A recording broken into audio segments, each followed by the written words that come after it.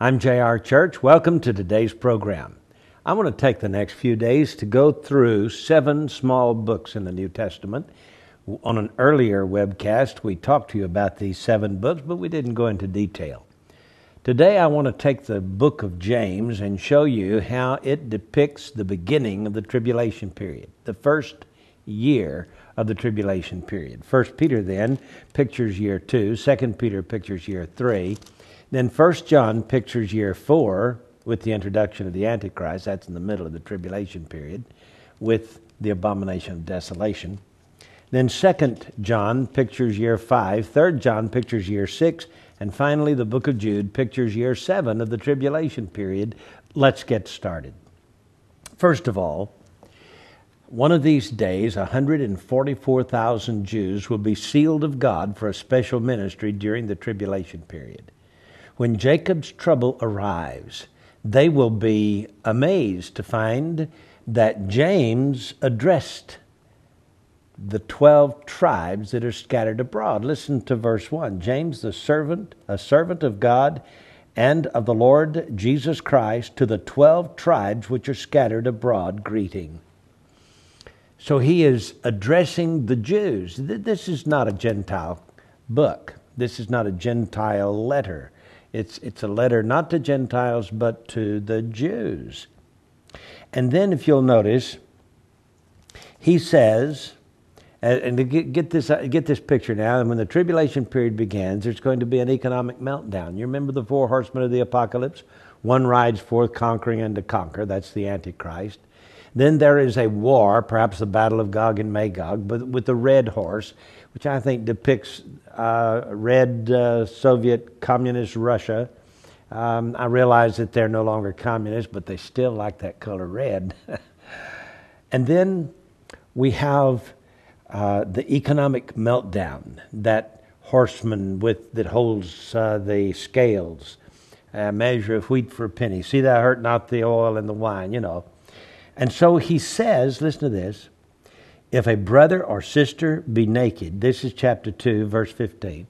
If a brother or sister be naked and destitute of daily food, and one of you say unto him, depart in peace, be ye warmed and filled, notwithstanding you give them not those things which are needful for the body, what doth it profit?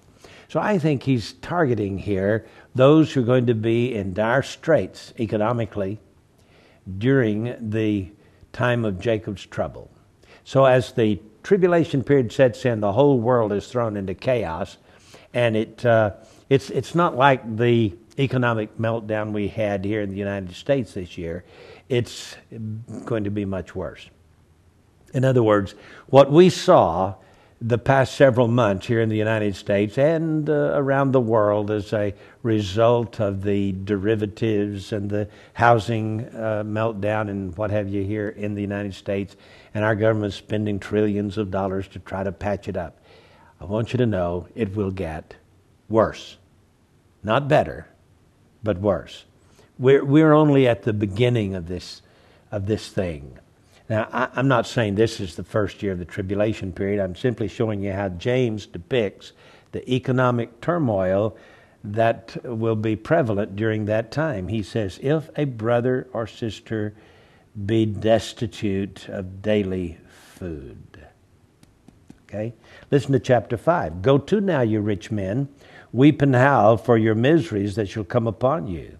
Your riches are corrupted, your garments are moth-eaten, your gold and silver is cankered, the rust of them shall be a witness against you, and ye shall eat your flesh as it, and this economic meltdown will eat your flesh as it were fire. This is metaphoric, of course. You have heaped treasure together for the last days.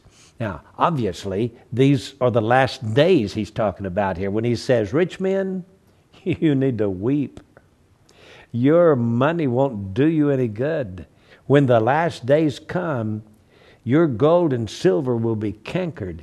So, you see, the economic meltdown that we've been experiencing with the stock market crash and what have you, and the propping up that our government is doing, the Federal Reserve is doing, this is not that economic meltdown that will go as far as chapter 5 says. But you know what? When the tribulation period begins, every single person in the world will be affected, including the rich.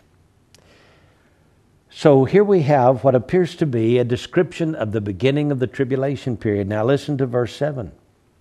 Be patient, therefore, brethren, unto the coming of the Lord. So, to the Jews, the 12 tribes scattered abroad, to the 144,000, those who are sealed of God during the tribulation for a special work or ministry, perhaps rebuilding the temple, we have this statement, be patient. The Lord is coming.